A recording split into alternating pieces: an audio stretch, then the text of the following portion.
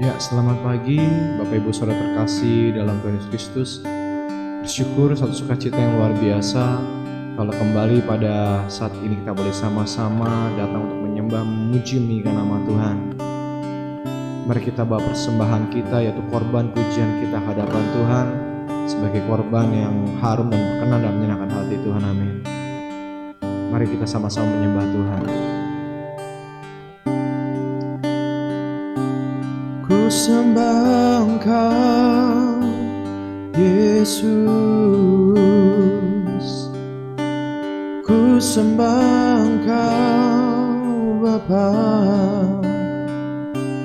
Kami memuji, kami menyembah Engkau.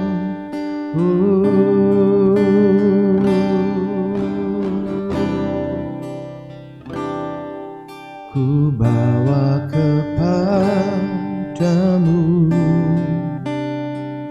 oh Tuhan, persembahanku ini. Ku ingin Engkau menerima korban syukurku melalui pujian. Takkan pernah ku bawa selain yang terbaik, yang harum dan sejati di hadapan tatamu. Yesusku, terimalah korban syukurku ini, mengalir di hatiku sebagai penyembahanku.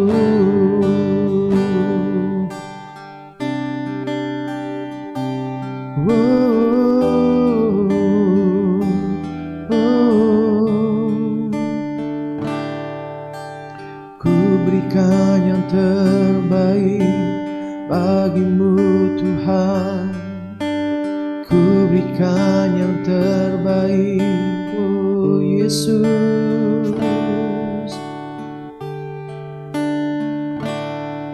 Takkan pernah ku bawa selain yang terbaik,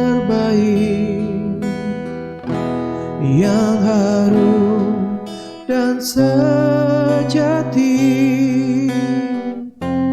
di hadapan tatamu. Yesusku, terimalah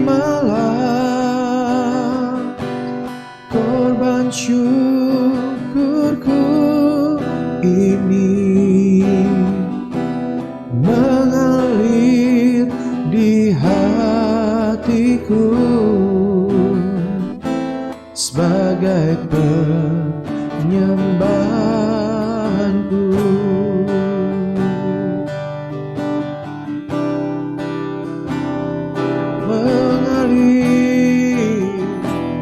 Mengalir di hatiku Tuhan, di hatiku Yesus Tuhan. Oh, takkan pernah ku bawa selain yang terbaik, yang harum dan sejati di hadapan tatamu. Yesusku, terimalah korban syukurku ini, mengalir di hatiku sebagai penyembahanku.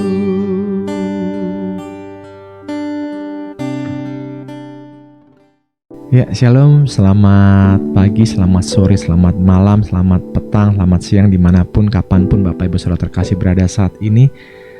Saya percaya bukanlah satu kebetulan kalau kita boleh sama-sama belajar kebenaran firman Tuhan saat ini. Ada rencana Tuhan yang luar biasa buat setiap kita. Dan saya teramat yakin dan teramat percaya bahwa firman Tuhan yang sebentar akan kita sama-sama belajar boleh menguatkan setiap kita, menumbuhkan iman kita, sehingga kehidupan kita semakin hari semakin menyenangkan hati Tuhan, menjadi berkat, terang, kesaksian buat banyak orang, seperti sebatang lilin yang walaupun hanya kecil dapat menerangi sebuah ruangan yang gelap. Biarlah hidup kita dapat menerangi, bercahaya di tengah-tengah kegelapan dunia ini. Mari kita berdoa. Bapa, terima kasih, tuntun kami, pimpin kami Tuhan untuk mengerti kebenaran firman-Mu, dan kami boleh belajar sama-sama Tuhan, karena kami tahu bahwa hamba menyampaikan maupun mereka Tuhan yang mendengarkan, kami semua sama-sama akan dikuatkan, dipulihkan, disembuhkan, diberkati oleh kebenaran firman Tuhan, sehingga di akhir zaman, di akhir masa-masa yang sangat berat ini, kami tetap kuat, kami tetap bertahan, bahkan kami semakin bertumbuh dan keluar lebih daripada pemenang. Di dalam nama Tuhan kami Yesus Kristus kami berucap syukur. Haleluya, amin. Puji nama Tuhan. Bapak Saudara terkasih, ada satu tema yang luar biasa yang kita mau belajar sama-sama saat ini adalah tentang kolekte atau persembahan. Tentunya buat setiap kita tidak asing lagi dengan namanya kolekte atau persembahan, karena dimanapun kita berada pada saat kita beribadah, kita datang ke gereja, kita akan dengan sukacita memberikan persembahan, kita akan memberikan kolekte untuk pekerjaan Tuhan. Tanpa sadar dari kecil kita terdidik bahwa pada saat kita datang ke rumah Tuhan dan kita memberikan sejumlah uang untuk kolekte atau untuk persembahan, itu sudah menjadi sebuah tiket bahwa kita dapat menerima apapun yang kita mau, apapun yang kita inginkan dari Tuhan. Dan tidak sedikit dari kita yang berpikir bahwa semakin banyak kita memberi, semakin banyak kita menabur untuk pekerjaan Tuhan, maka kita akan semakin diberkati, kita akan semakin dilindungi, kita akan semakin disertai oleh Tuhan, kita akan semakin dipakai oleh Tuhan, bisnis kita akan semakin luar biasa meningkat, keluarga kita akan semakin luar biasa baiknya, dan hidup kita akan semakin memuliakan nama Tuhan dan lain sebagainya. Saya katakan ini konsep yang kurang tepat Bapak Ibu Saudara terkasih, karena ini akan membawa iman kita bukan bertumbuh, tetapi mati secara pelan-pelan, tapi pasti Bapak Ibu. Kenapa? Karena banyak dari kita yang berpikir pada saat kita sudah menabur untuk pekerjaan Tuhan dengan jumlah yang sangat besar, ketika kita menghadapi masalah persoalan, kita akan bertanya, Tuhan salahnya apa? Salahnya di mana? Kenapa aku harus ngalamin ini? Kan aku udah kasih yang terbaik buat Tuhan, aku udah memberi buat Tuhan. Ini pengalaman saya pribadi Bapak Ibu Saudara terkasih. Ketika pertama kali saya mengalami musibah kesehatan saya sehingga saya harus kehilangan segala-galanya, pertanyaan-pertanyaan ini yang saya ajukan kepada Tuhan. Karena saya sudah memberikan terbaik buat Tuhan. Dari sejak SMA, saya udah kasih waktu saya, keuangan saya, pikiran saya, tenaga saya, semuanya saya kasih buat Tuhan. Tidak ada yang pernah mengajarkan saya tentang doktrin perpuluhan, apalagi buah sulung, tetapi saya memberikan itu semua untuk Tuhan. Karena saya mengasihi Tuhan, saya lakukan semuanya. Semua pelayanan saya lakukan, saya kerjakan. Mulai dari yang namanya menginjil, jadi petugas OHP di kala itu, asyir prima tahun, bahkan sampai menyapu, mengepel gereja, doa keliling, dan lain sebagainya. Dan Tuhan izinkan proses itu terjadi ketika saya mengalami musibah. Bertanya-tanyalah saya, Tuhan kenapa terjadi? Apa salah saya? Saya kan udah hidup benar, saya udah hidup kudus. Saya gak kayak teman-teman saya yang lain, persis doanya seperti orang Farisi yang sedang berdoa bersama-sama dengan pemungut cukai, di mana orang Farisi membenarkan diri di hadapan Tuhan. Persis seperti doanya Ayub, komplainan Ayub kepada Tuhan ketika Tuhan proses hidup Ayub. Bukankah itu yang sering terjadi dalam kehidupan setiap kita? Kita berpikir bahwa kalau kita sudah memberikan segala-galanya buat Tuhan, Tuhan akan jaga kita, Tuhan akan sertai kita secara jasmani, secara daging. Tetapi senyatanya kenyataan hidupnya berbeda, bertolak belakang. Dan kita pun menjadi kecewa, dan kita pun sering kali salahkan Tuhan. Di kala itu pun saya menyalahkan Tuhan, dan hampir saja saya meninggalkan Tuhan, karena terlalu kecewa dengan kenyataan hidup yang jauh dari apa yang saya harapkan, saya bayangkan. Karena seakan-akan janji Tuhan tidak bisa saya gapai. Itu yang ingin Tuhan ubah dalam kehidupan saya dan dalam kehidupan setiap kita. Cara pandang kita dalam memberikan persembahan kepada Tuhan bukanlah sebagai sesuatu hal yang mewajibkan Tuhan untuk memberikan seperti apa yang kita mau, tetapi kita memberi kepada Tuhan karena Tuhan sudah terlebih dahulu memberi kepada setiap kita. Oleh karena itu Tuhan izinkan proses yang begitu berat terjadi dalam kehidupan saya untuk merubah pola pikir saya, untuk saya belajar mengenal pribadi Tuhan saya, bahwa persembahan yang benar, yang sejati bukan seperti itu. Lalu seperti apa? Yuk kita baca sama-sama dalam kitab Roma pasal yang ke-12 ayat yang pertama. Inilah konsep kolekte, konsep persembahan yang benar. Karena itu saudara-saudara, demi kemurahan Allah, aku menasihatkan kamu supaya kamu mempersembahkan tubuhmu sebagai persembahan yang hidup, yang kudus, dan yang berkenan kepada Allah. Itu adalah ibadahmu yang sejati. Bapak Ibu saudara terkasih, yang pertama kali kita harus ubah konsep kita adalah pada saat kita memberi kepada Tuhan, jangan pakai kekuatan kita, jangan pakai cara pikir kita, tetapi kita bisa memberi itu semua karena kemurahan Tuhan, karena semua anugerah Tuhan. Jadi kita tidak bisa menuntut Tuhan untuk memberikan sesuatu kepada kita pada saat kita sudah memberi kepada Tuhan. Jadi jangan pernah pada saat engkau memberikan persembahanmu kepada Tuhan, baik dalam bentuk uang, tenaga, waktu, pikiran, apapun, dan engkau tuntut Tuhan untuk melakukan hal yang sama kepadamu, untuk memberikan apa yang engkau mau di dalam hidupmu. Oleh karena itu Bapak Ibu, kalau kita mengubah konsep kita seperti itu, kita akan memiliki hati yang benar, hati yang kudus, hati yang suci, hati yang menyenangkan Tuhan. Karena apa? Pada saat kita alami masalah persoalan pergumulan dalam kehidupan kita tidak akan pernah menyalahkan Tuhan. Justru kita akan semakin ingin semakin dekat dengan Tuhan, semakin kuat di dalam Tuhan. Karena kita tahu hidup kita hanya oleh karena kemurahan dan anugerah Tuhan. Yang berikutnya dikatakan bahwa persembahkanlah tubuhmu. Persembahkan tubuh itu berbicara tentang apa? Berbicara tentang hidup kita secara totalitas hanya untuk Tuhan, bukan untuk yang lain. Jadi kita hidup sesuai dengan apa yang Tuhan mau, sesuai dengan apa yang Tuhan inginkan kita hidup, bukan seperti apa yang kita mau Bapak Ibu. Gak bisa Bapak Ibu. Hidup kita ini harus sejalan dengan apa yang Tuhan mau.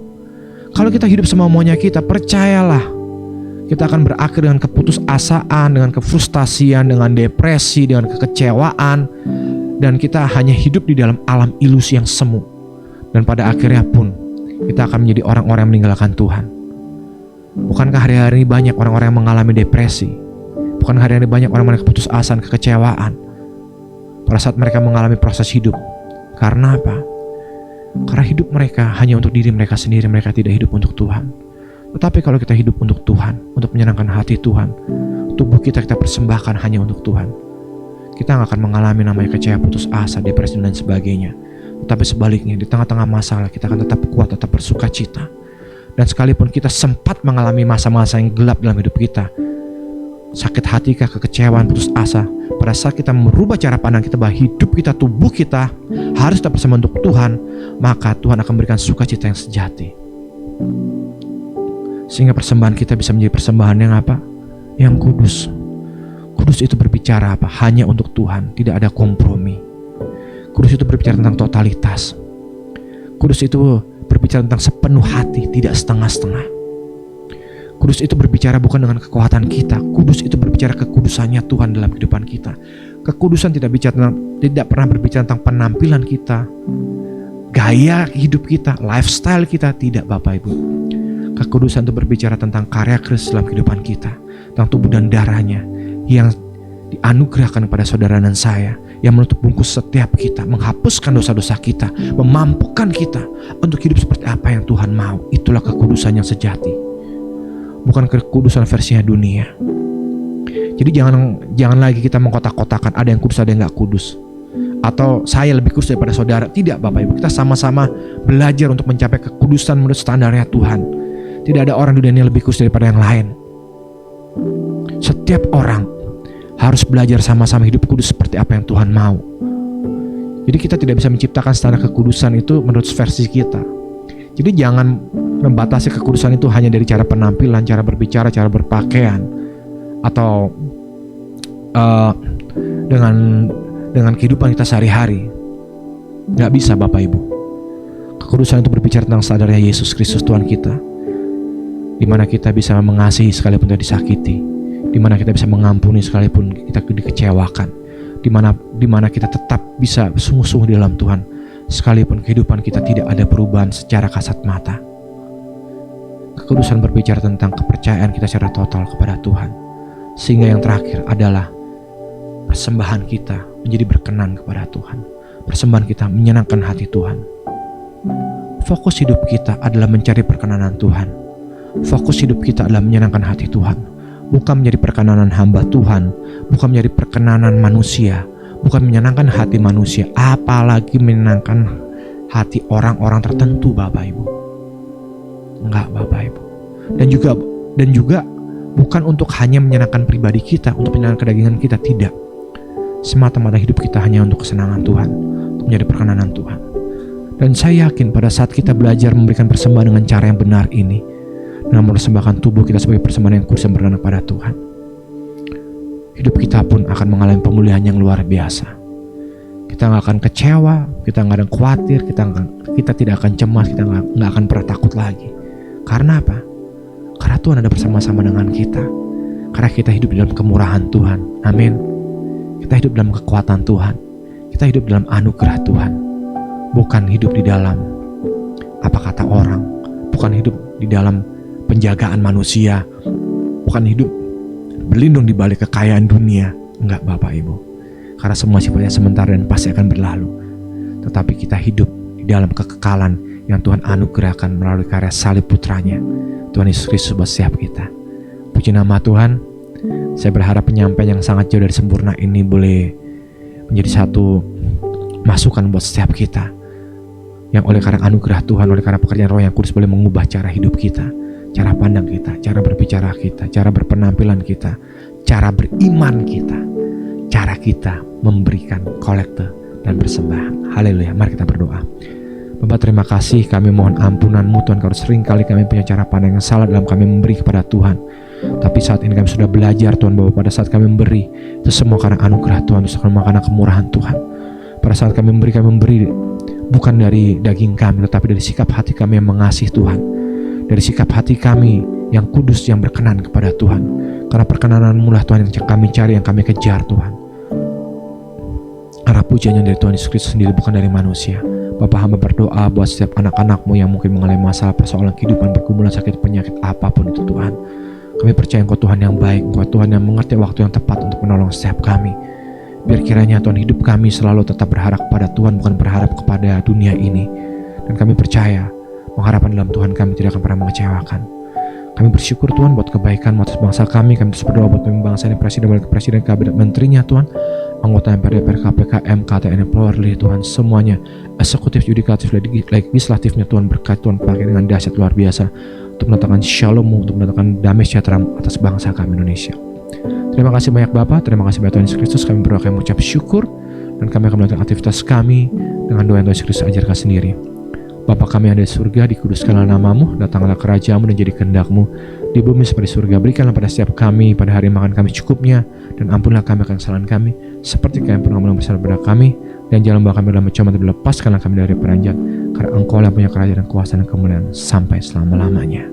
Mari ya Bapa ya Tuhan kami Yesus Kristus, kami bersyukur Engkau sudah memberkati kami berlimpah-limpah, sudah meluas darah kami, dan kiranya tangan menyertai kami dari malapetaka kesaksian tidak menimpa kami.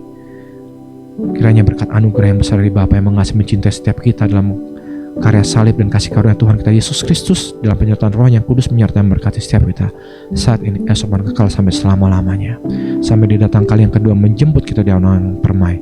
Maranatha, datang Tuhan Yesus Kristus, kami merindukan Engkau. Dalam nama Bapa, Putra, Kudus kami sudah berdoa mengucap syukur, di dalam nama Tuhan Yesus Kristus. Haleluya, amin. Shalom, Jehovah Immanuel.